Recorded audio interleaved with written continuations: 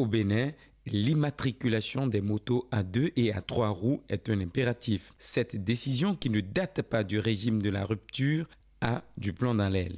Pour aider la population, un moratoire de 3 mois a été donné et prend fin ce 30 novembre 2018, soit dans 15 jours exactement.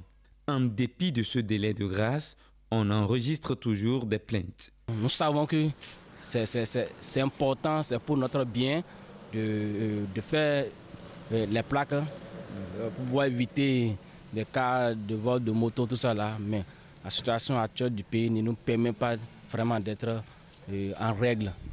Nous, les Événements, on veut faire la plaque, mais pourtant l'argent ne circule pas dans le pays. S'il peut nous diminuer un peu dedans, ça va aller. Parce que on sort maintenant depuis le matin, on ne trouve rien. Bon, tout le monde partout, c'est la galère partout. Nous ne trouvons pas l'argent pour faire le truc. Donc, s'il peut encore repousser la date, ça serait encore mieux pour nous. Nous reconnaissons également l'importance de l'immatriculation des motos, mais jusqu'à aujourd'hui, il n'y a pas beaucoup d'argent, on ne peut pas, il n'y a rien, le pays ne bouge pas, on ne trouve pas l'argent pour immatriculer les motos. Voilà, c'est ça qui fait que jusqu'à maintenant, la plupart, ouais, nos motos ne sont pas encore immatriculées. Donc, on devra demander, comment dit-on, au gouvernement de bien vouloir prolonger encore sa date. La quasi-totalité des citoyens reconnaît le bien fondé de cette opération qu'ils qualifient de mesure sécuritaire. Cependant, il se pose un certain nombre de problèmes. Tout au moins, on doit permettre à ce que tous les utilisateurs puissent avoir la possibilité d'avoir le plaque le plus rapidement possible.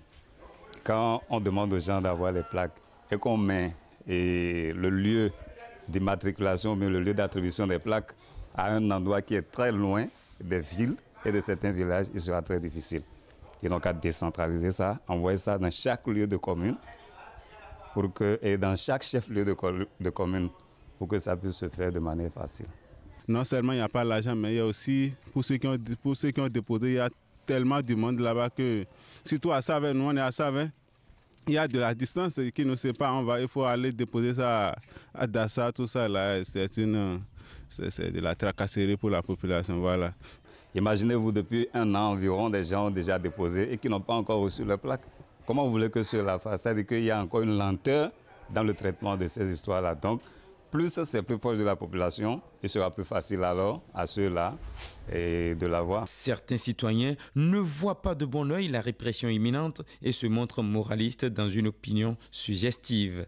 Mais vous savez, on est en Afrique, dans un pays où le taux d'analphabétisme est au-delà de 80%.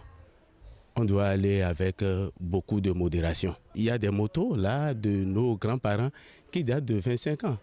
Vous savez, chez nous, tant que le moteur continue de travailler, on continue d'utiliser la moto. On n'est pas en Europe où, après 3 ans d'utilisation, vous laissez. Donc ces motos vieilles d'un quart de siècle, là, les parents ne savent plus où ils ont mis les douanes, les papiers de douane. Or, sans ça, ils ne peuvent pas aller immatriculer leur moto. Ils veulent bien immatriculer, mais ils ne savent plus où ils ont mis ces papiers-là.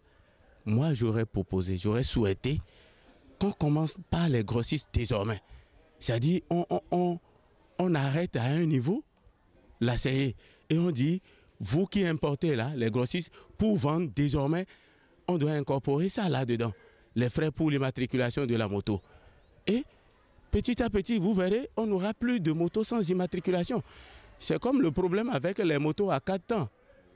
Ça s'est joué avec les grossistes. Vous voyez, les motos à 2 temps disparaissent petit à petit sans qu'on ait eu l'obligation de faire la chasse à qui que ce soit. Moi, je pense que si on fait ça comme ça serait bien. Une question est restée muette faute de disponibilité des agents de la police républicaine à nous fournir des informations. Il s'agit de l'immatriculation de certaines motos qui sont à l'effigie de structures. La loi est pourtant la loi. Même si elle est dure, il faut obtempérer.